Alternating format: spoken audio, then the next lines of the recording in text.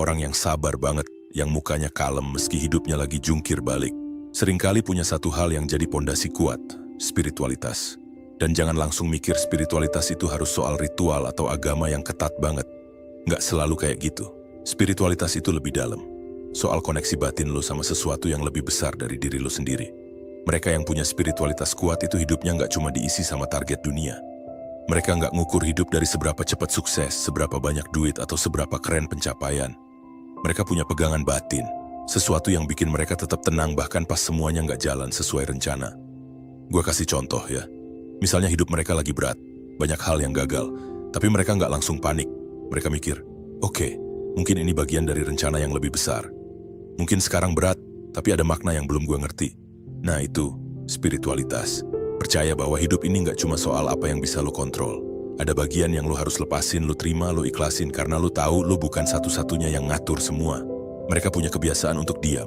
Bukan diam karena pasrah, tapi diam buat nyambung lagi ke dalam. Mereka merenung, mereka berdoa, mereka berserah, dan itu bikin hati mereka lebih ringan.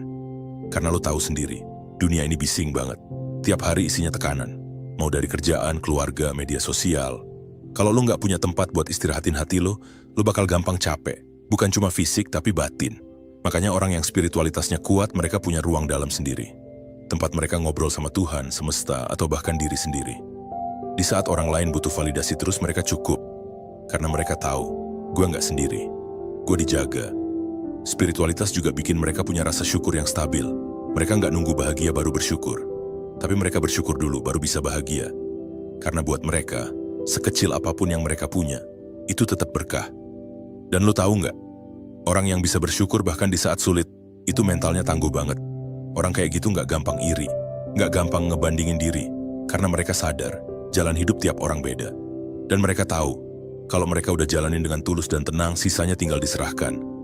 Spiritualitas juga yang bikin mereka nggak kosong di dalam. Lo pasti pernah kan ngerasa hampa, kayak hidup ngelakuin banyak hal, tapi kok nggak ngerasa penuh.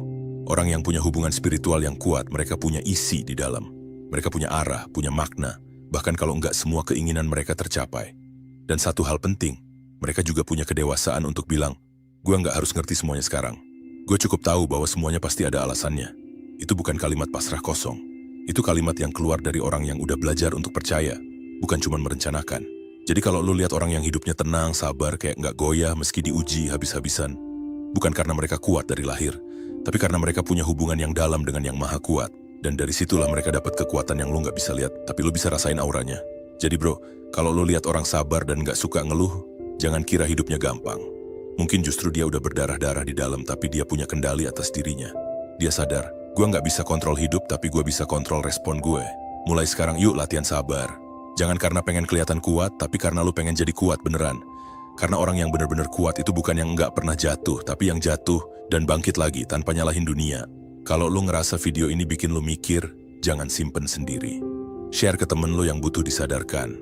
Klik like, tinggalin komentar, dan jangan lupa subscribe biar makin banyak orang yang mulai jalanin versi terbaik dirinya.